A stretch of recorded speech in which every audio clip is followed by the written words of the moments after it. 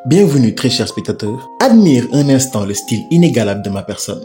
Flottant gracieusement un livre dans une main, l'autre tenant une tasse de café, de chocolat chaud ou peut-être, si vous le désirez, de thé.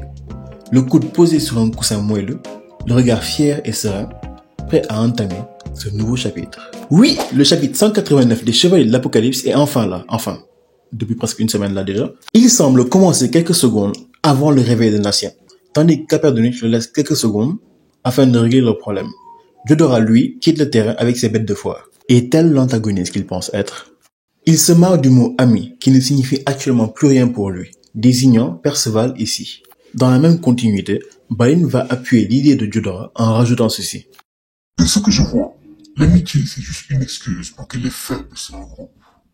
Mais t'es peut-être pas celui qui décide de ça. À partir de là, on peut se poser la question, qu'est-ce qui fait de nous que nous sommes forts? La puissance, le pouvoir, l'énergie en tant que telle, ou l'absence d'amis, de soutien, de camarades? Alors dans ce sens, Balin est certainement le plus fort. Sachant qu'il a toujours été seul depuis le début du tournoi, Bertholep est venu à sa rencontre pour lui proposer de s'allier à lui, mais il a refusé. C'est en partie cette solitude qui m'a fait penser derrière que c'était potentiellement Lancelot, qui, après la disparition de Perceval il y a 2 ans, pourrait être perçu par Lancelot comme une forme de trahison. Et puis tout le monde sait que dans les tournois Nanatsu no Taizai, c'est toujours un regroupement de tous les personnages. Enfin bref, résumons la chose. Natien se réveille, Diodora est très vénère, et enfin le prochain combat commence. Non, pas du tout. Pourquoi? Parce qu'on doit assister à une discussion entre les love interests de Perceval. Mais pourquoi? Ne pose pas la question, ne cherche pas à aller plus loin. Ça fait partie des sujets principaux de Nanatsu no Taizai. Anne et Natien partagent le sentiment vis-à-vis de Perceval, dans une discussion que l'on peut résumer ainsi. Toi aussi tu as un crush sur la paire de coups? Je veux dire de la paire d'elle. Oh, je savais également que tu étais en crush sur lui. Toi et moi, on est meilleurs rivales. Ah, au fait, désolé de lui avoir fait un bouche à bouche pendant qu'il était mort. T'inquiète. Notez sur 10 ma prestation, mais je ne veux que des 10.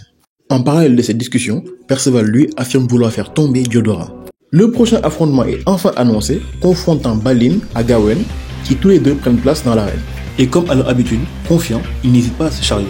Dans les tribunes, la tendance semble aller pour Balin, même si certains essaient de rester positifs à l'égard de Govin. Le combat a peine commencé que Balin s'élance, sans crainte, et tente un premier coup, qui est évité par Govin. Magicienne et combattante à ses heures perdues, elle n'a pas pour habitude d'écouter ce qu'on lui dit, et se doit de vérifier elle-même l'inefficacité de la magie contre Balin.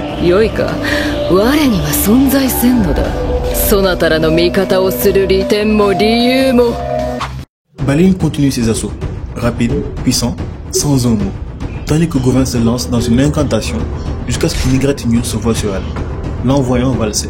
Cependant, elle riposte d'une attaque de feu de grande envergure. Malheureusement pour elle, c'est bel et bien inutile face à lui. On comprend alors qu'elle ne teste pas que la magie brute, mais la magie élémentaire, dont elle exclut directement le feu et le vent qu'Ozo utilisait la dernière fois. Dans le même élan que tout à l'heure, Balin se jette sur son opposant avant de se faire congeler sur place. Évidemment, il se libère de la glace, sinon ce ne serait pas drôle. À peine sorti de la glace, il se fait foudroyer, ce qui est aussi efficace que moi qui essaie de choper mon ombre. Après quoi, Balin fond sur elle pour la trancher. Et enfin, elle prend sa forme Malabar et invoque Rita. Rita, son arme sacrée, pas ma tante. Après avoir testé toute la table des types, elle comprend enfin que dans un shonen, on veut du body. Au même moment, dans les tribunes, Bertholep semble perturbé par un pouvoir qu'il ne saurait dire d'où ça vient. Puisque notre jument précédemment avait déjà pris cette forme avec Turette, il est donc logique de se dire que c'est la présence de Rita qui le gêne particulièrement. D'abord, je me suis demandé est-ce que Escanor et Bertholep ne se seraient pas rencontrés avant la formation des Seven Deadly Sins, ou peut-être même durant leur aventure au début. Une rencontre qui aurait peut-être occasionné sur un combat, mais je me suis dit finalement, ça va trop loin, avant de me rappeler que dans le flashback de Escanor, ce dernier s'était transformé et avait blessé son frère au bras, ce même bras qui le démange. Certes, le maître du soleil n'est plus là, mais il stockait son énergie dans Rita, lui permettant ensuite de pouvoir se transformer. Il est donc logique qu'il y ait encore des traces.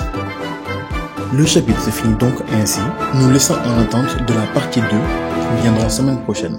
Il n'y a pas eu de chapitre cette semaine, mais nous serons normalement bien lotis le mardi prochain. Merci encore à vous d'avoir suivi cette review, certes en retard. C'est Esprit Ganek et je vous dis à la semaine prochaine. Peace and love.